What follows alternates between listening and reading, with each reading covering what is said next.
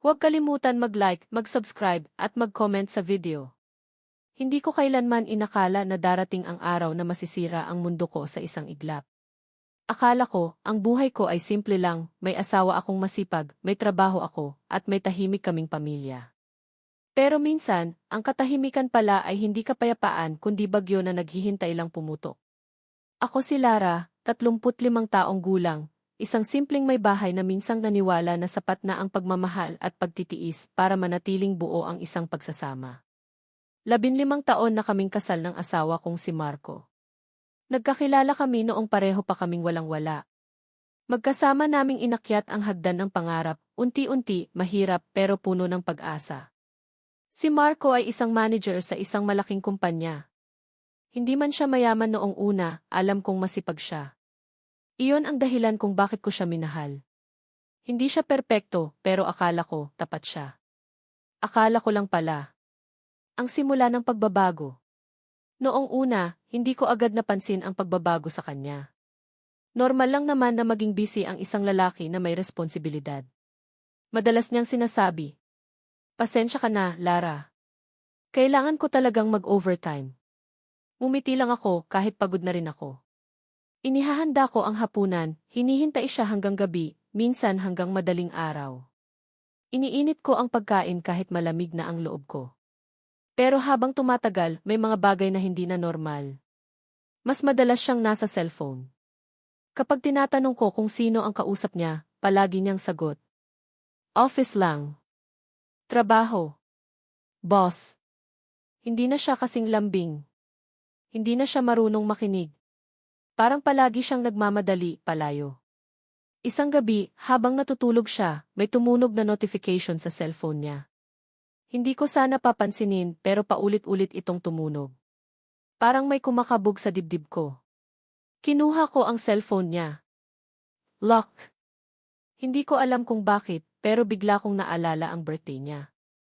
Iyon ang ginamit kong password. At doon nagsimula ang bangungot. Ang unang senyales. May message mula sa isang contact na nakasave bilang office, Jen. "Sir, nakauwi na po ako. Salamat po sa hatid kanina. Ingat po kayo."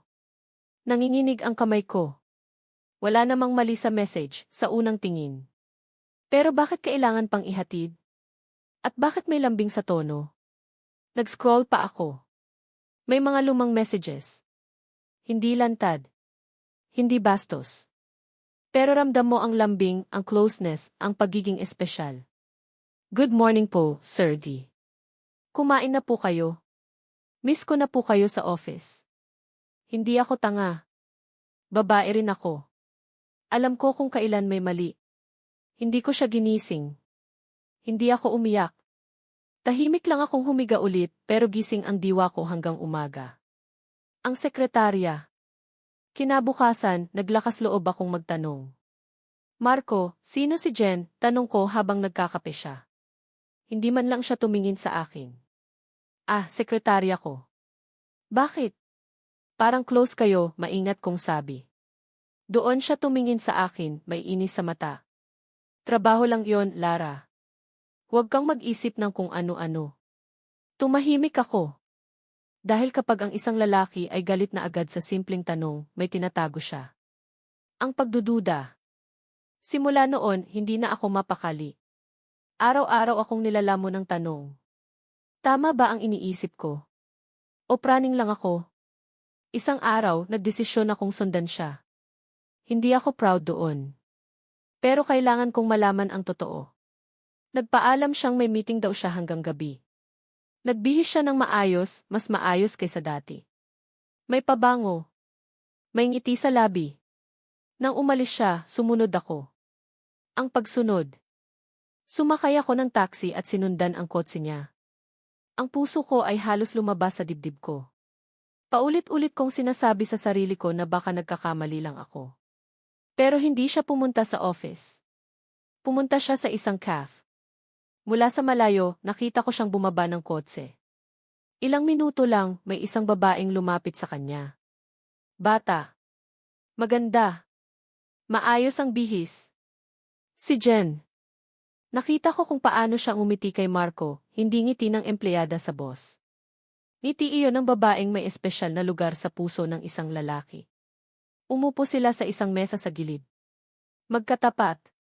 Magkalapit. At doon ko nakita. Hinawakan niya ang kamay ng asawa ko. Parang may pumutok sa loob ko. Huli si akto. Kinuha ko ang cellphone ko. Nanginginig ang kamay ko pero pinilit kong maging matatag. Kailangan ko ng ebidensya. Para sa sarili ko. Para sa katotohanan. Click. 1, 2, 3. Nakita ko kung paano siya yumuko at bumulong sa tenga ni Marco. Kung paano tumawa ang asawa ko, isang tawa na matagal ko nang hindi naririnig. Hindi ko na napigilan ang sarili ko. Lumapit ako sa kanila. Masarap ba ang kape? Malamig kong tanong. Nanlaki ang mata ni Marco. Lara? Tumayo si Jen, halatang nagulat. Ako po si Jen, sekretarya po niya di. Ngumiti ako. Isang ngiting punong-puno ng sakit at galit. Alam ko. Sekretarya ka pala at kabit. Nanahimik ang buong CAF. Namula si Jen. Hindi po. Tumahimik ka, putol ko. May asawa ang lalaking to. Tumingin ako kay Marco. Ito ba ang overtime mo? Ito ba ang meeting mo? Hindi siya makatingin sa akin. Ang unang pag-iyak. Lumabas ako ng CAF na parang wala nang pakiramdam ang katawan ko. Pagdating ko sa kotse, doon lang bumuhos ang luha ko. Hindi lang pala ako niloloko. Ginawa akong tanga. 15 taon ng buhay ko, ganito lang pala ang halaga. Pero hindi pa doon nagtatapos ang kwento. Dahil ang gabing iyon ay simula pa lang ng mas masakit na katotohanan at ng laban na hindi ko inakalang kakayanin kong harapin. Part 2 ang harapan ng katotohanan, mga palusot, at ang unang matinding desisyon. Huwag kalimutan mag-like, mag-subscribe, at mag-comment sa video. Hindi ako umuwi agad pagkatapos ng nangyari sa CAF. Hindi ko kayang humarap sa 4 na sulok ng bahay na punang alaala ng isang kasinungalingan. Umupo lang ako sa loob ng kotse, nakatitig sa kawalan, habang paulit-ulit sa isip ko ang mga eksenang nakita ko. Ang kamay niya sa kamay ng ibang babae. Ang ngiti niya na hindi na niya ibinibigay sa akin. Ang salitang isekretarya na naging kasing pait ng lason. Maya-maya, tumunog ang cellphone ko. Marco. Hindi ko sinagot. Tumunog ulit. At muli. At muli pa. Hanggang sa may pumasok na mensahe. Lara, please. Mag-usap tayo. Hindi ito ang iniisip mo. Napatawa ako, isang mapait, pagod na tawa. Iyon ang palaging sinasabi ng mga lalaking nahuhuli sa akto. Ang pag-uwi. Bandang hating gabi na ako umuwi. Tahimik ang bahay. Nakaon ang ilaw sa sala. Nandoon si Marco, nakaupo, hawak ang cellphone, halatang naghihintay. Pagpasok ko pa lang, tumayo na siya. Lara, salamat at umuwi ka na, mabilis niyang sabi. Kailangan nating mag-usap. Inilapag ko ang bag ko. Diretso akong tumingin sa kanya. Makinig ka. Pagod ako. Pero mas pagod ang puso ko. Kaya magsalita ka na. Ngayon. Umupo siya.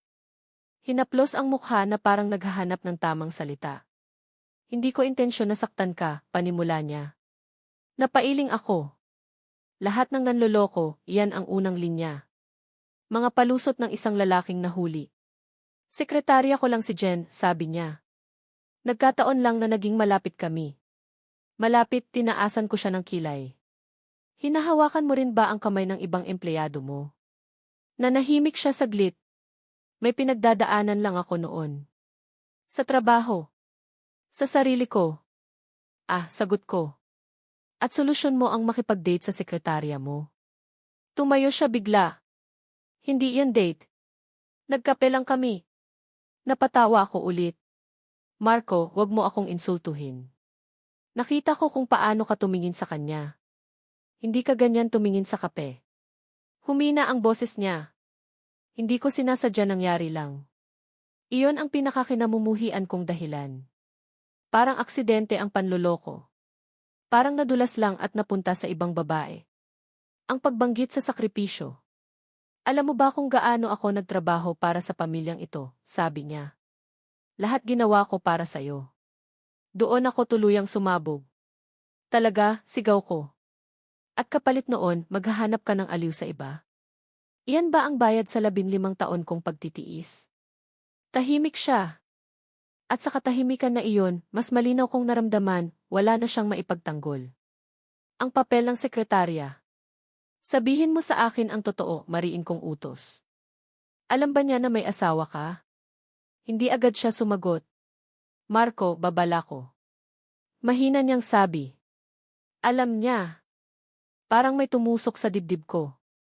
Alam niya at tinuloy pa rin niya? Tumango siya. Doon ko napagtanto, hindi lang ako niloko ng asawa ko. Niloko rin ako ng isang babaeng alam ang ginagawa niya. Ang mensahe mula kay Jen. Kinabukasan, habang mag-isa ako sa bahay, may dumating na mensahe mula sa isang hindi kilalang numero. Ma'am Lara, ako po si Jen. Gusto ko lang po sanang magpaliwanag.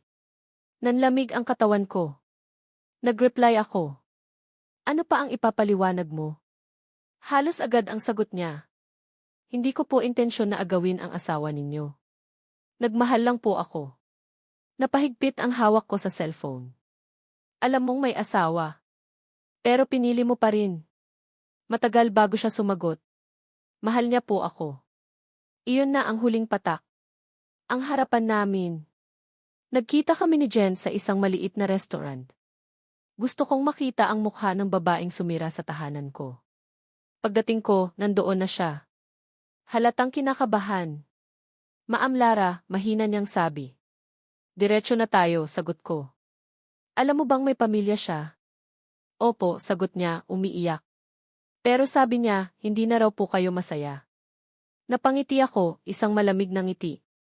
Ganyan talaga ang linya ng mga lalaking gusto ng dalawang mundo.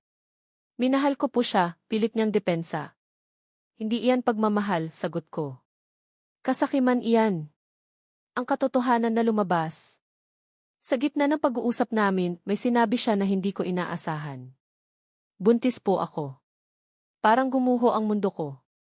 Ano, halos pabulong kong sabi. Opo, umiiyak siya. At hindi ko alam ang gagawin ko.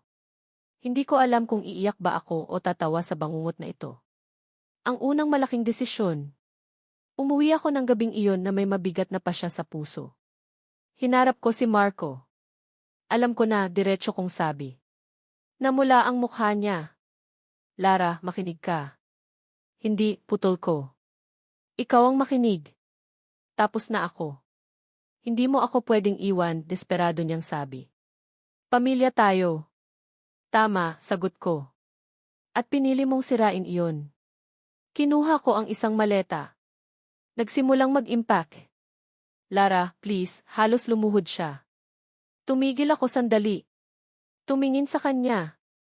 Hindi ito ang katapusan, sabi ko. Ito ang simula para sa akin. At lumabas ako ng bahay na iyon, dala ang sakit, pero unang beses dala rin ang lakas.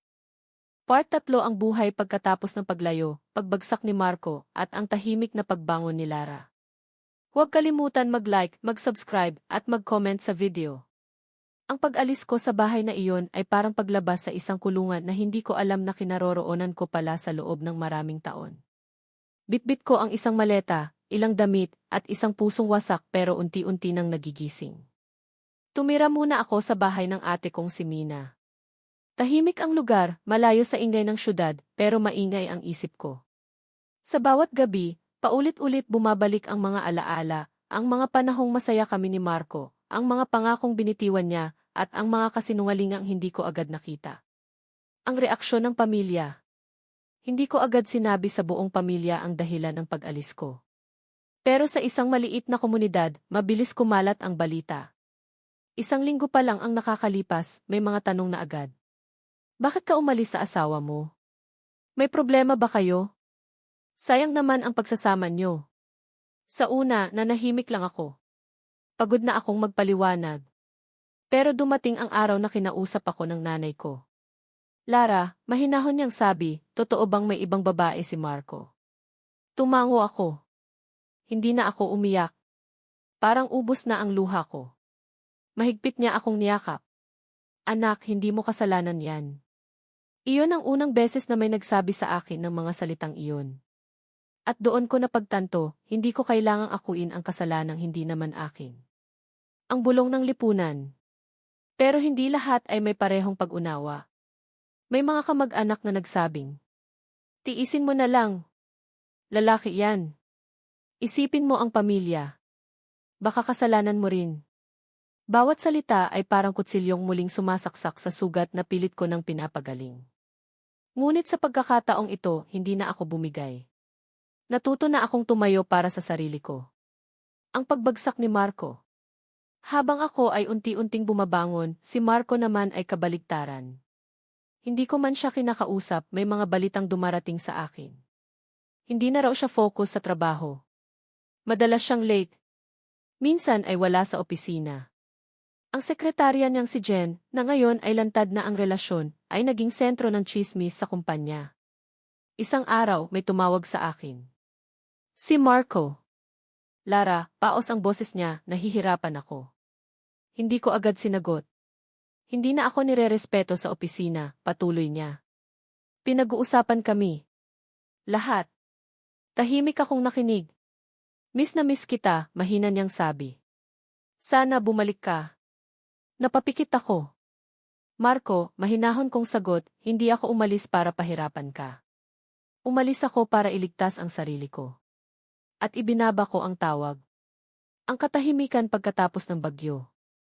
Sa mga sumunod na linggo, sinimulan kong ayusin ang sarili kong buhay. Bumalik ako sa pagtatrabaho. Matagal ko nang isinantabi ang karera ko para sa pamilya, ngayon oras ko na. Nag-apply ako sa isang maliit na kumpanya bilang admin assistant. Hindi man mataas ang sweldo pero marangal. At higit sa lahat, akin. Sa unang araw ko sa trabaho, tumingin ako sa salamin at sinabi sa sarili ko. Kayang-kaya mo to. Ang pagkikita namin muli. Isang hapon, habang pauwi ako, may biglang humarang sa akin. Si Marco. Mukha siyang pagod. Payat. Malayo sa lalaking iniwan ko. Pwede ba tayong mag-usap, tanong niya. Huminga ako ng malalim. 5 minuto. Umupo kami sa isang park bench. Tahimik. Iniwan ako ni Jen, bigla niyang sabi. Hindi ako nagulat. Hindi niya kinaya ang pressure, dagdag niya. At nalaglag ang bata. Saglit akong napatigil. Hindi dahil sa awa, kundi dahil sa bigat ng sitwasyon. Hindi ko alam kung anong gagawin ko, sabi niya. Wala na ako. Tumingin ako sa kanya. Marco, may natitira ka pa, ang sarili mo. Pero hindi mo na pwedeng kunin pabalik ang akin. Tumulo ang luha niya. May pag-asa pa ba tayo? Umiling ako. Ang pag-asa, para sa akin, ay hindi na ikaw. Ang tahimik na pagbabago. Pagkatapos ng pag-uusap na iyon, mas naging malinaw ang lahat sa akin. Hindi ko kailangang maghiganti.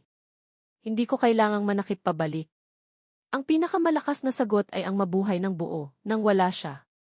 Unti-unti gumaan ang pakiramdam ko. Natutunan kong tumawa ulit. Matulog ng mahimbing. Huminga ng walang takot. Ang bagong Lara. Hindi na ako ang babaeng naghihintay sa gabi. Hindi na ako ang babaeng nagbubulag-bulagan. Hindi na ako ang babaeng takot mag-isa. Ako na ngayon ang babaeng marunong umalis kapag hindi na tama. Ang babaeng pinili ang sarili. Ang babaeng tahimik pero matatag. At ito pa lang ang simula. Part 4 ang tagumpay ni Lara, huling pagsubok ni Marco, at ang katotohanang hindi na maitatago. Huwag kalimutan mag-like, mag-subscribe, at mag-comment sa video. Habang ang mundo ni Marco ay patuloy na gumuho, ang akin naman ay unti-unting nabubuo, mas matibay, mas malinaw, at mas totoo. Hindi ito bigla ang pagbabago. Hindi ito milagro. Ito ay bunga ng araw-araw na pagpili sa sarili kahit masakit, kahit mahirap, kahit nakakatakot. Ang unti-unting tagumpay. Sa trabaho ko bilang admin assistant, hindi ako agad napansin. Tahimik lang akong gumagawa ng tungkulin. Maaga pumapasok. Huling umuwi. Hindi ako pala salita pero palaging maaasahan. Isang araw, tinawag ako ng manager. Lara, sabi niya, napapansin namin ang sipag mo. Gusto naming ikaw ang mag-handle ng bagong project. Nanlaki ang mata ko. Ako po, tanong ko, hindi makapaniwala. Tumango siya. Kaya mo. Iyon ang unang beses sa mahabang panahon na may naniwala ulit sa kakayahan ko, bukod sa sarili ko. Mula noon, sunod-sunod ang pagbabago. Nadagdagan ang responsibilidad ko. Nadagdagan ang kumpiyansa ko. At sa huli, nadagdagan din ang sahod ko. Hindi man ako mayaman pero sapat na. At higit sa lahat, marangal. Ang pagbabalik ng sarili. Bumalik ako sa mga bagay na matagal ko nang iniwan. Nagsulat ulit ako. Nagbasa. Naglakad tuwing umaga. Natutong mag-enjoy sa katahimikan. Hindi na ako naghihintay ng tawag. Hindi na ako umaasang babalik ang nakaraan. Natuto akong maging buo kahit mag-isa. Ang huling pagsubok ni Marco. Isang gabi, may kumatok sa pinto ng apartment ko. Pagbukas ko, siya ang bumungad. Si Marco. Basang-basa sa ulan. Maputla. Parang wala ng lakas. Lara, halos pabulong niyang sabi, wala na talaga ako.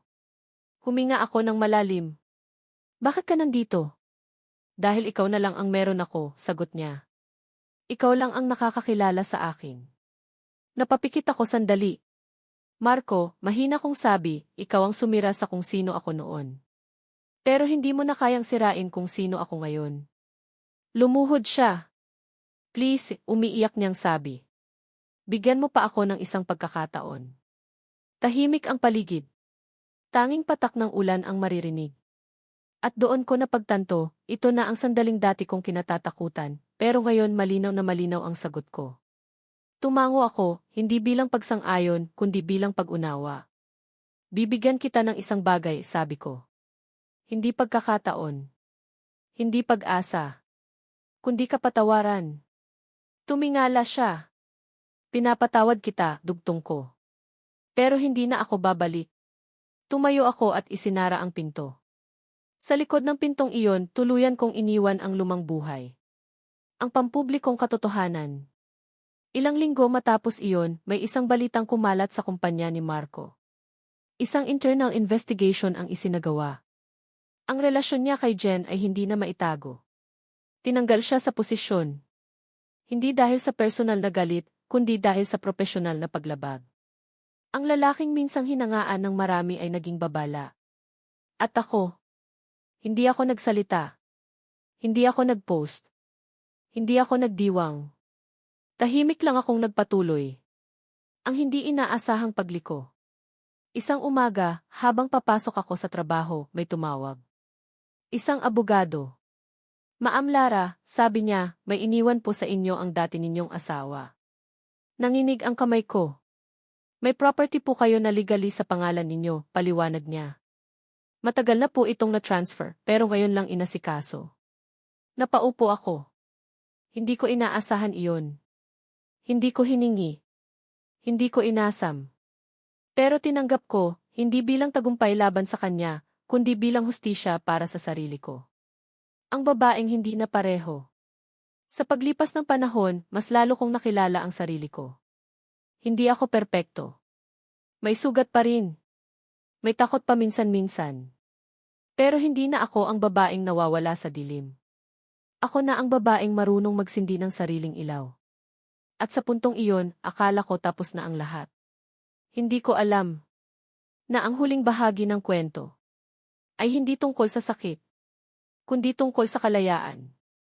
Part 5, Final, ang ganap na kalayaan ni Lara, ang huling pagtatapos, at ang mensaheng tatatak sa puso. Huwag kalimutan mag-like, mag-subscribe, at mag-comment sa video.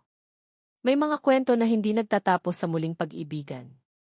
May mga kwento na hindi kailangang ayusin para matawag na masaya. At may mga kwento, tulad ng sa akin, na nagtatapos sa pagiging malaya. Ako si Lara. At ito na ang huling kabanata ng buhay na minsang winasak. Pero pinili kong buwing muli. Ang umagang walang takot. Isang umaga, nagising ako na walang bigat sa dibdib.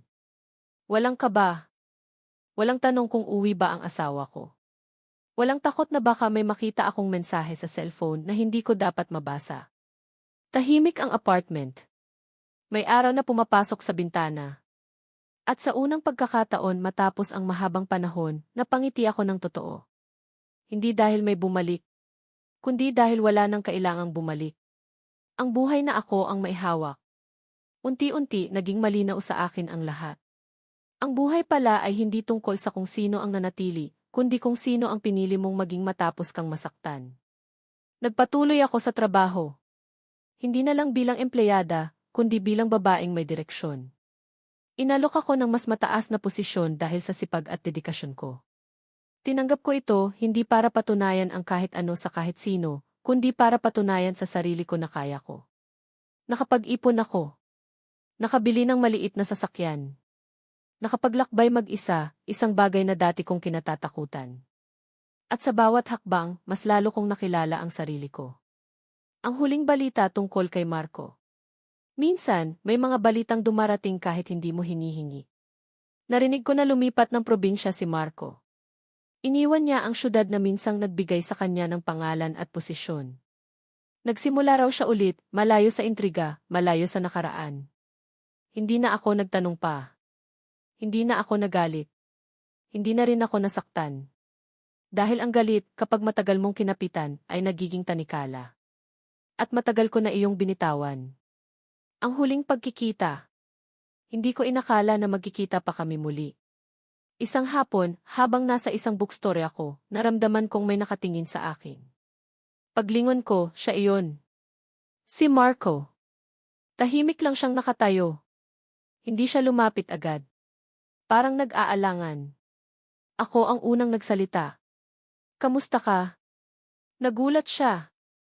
Okay lang, sagot niya. Ikaw? Masaya, sagot ko, at totoo iyon.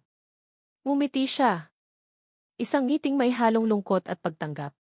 Salamat, bigla niyang sabi. Para saan, tanong ko.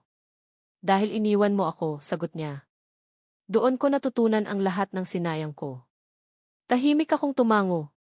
At doon ko rin natutunan ang halaga ko, sagot ko. Walang iyakan.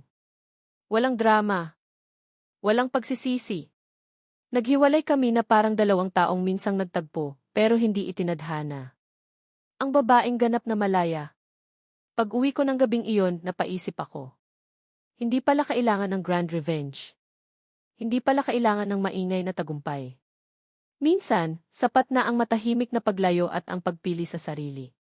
Ako ang babaeng minsang niloko. Ako ang babaeng minsang nagtanong kung kulang ba ako. Ngayon, ako ang babaeng alam ang sagot. Hindi ako kulang. Pinili lang akong saktan ng maling tao. Ang mensahe para sa lahat. Kung ikaw ay nanonood nito ngayon at ikaw ay nasa isang relasyon na punang sakit, tanungin mo ang sarili mo. Hanggang kailan ka magtitiis? Hanggang kailan mo isasakripisyo ang sarili mo para sa isang taong hindi ka kayang piliin? Ang pagmamahal ay hindi dapat hinihingi. Hindi dapat ipinaglalaban mag-isa. At lalong hindi dapat ikinapapahamak ng dignidad mo. Ang pag-alis ay hindi kahinaan. Minsan, ito ang pinakamatapang na desisyon. Ang tunay na happy ending. Ang happy ending ay hindi palaging may kasamang lalaki. Minsan, may kasama lang itong katahimikan, respeto, at pagmamahal sa sarili. At doon nagtatapos ang kwento ko. Hindi bilang asawa. Hindi bilang biktima. Kundi bilang isang babaeng malaya.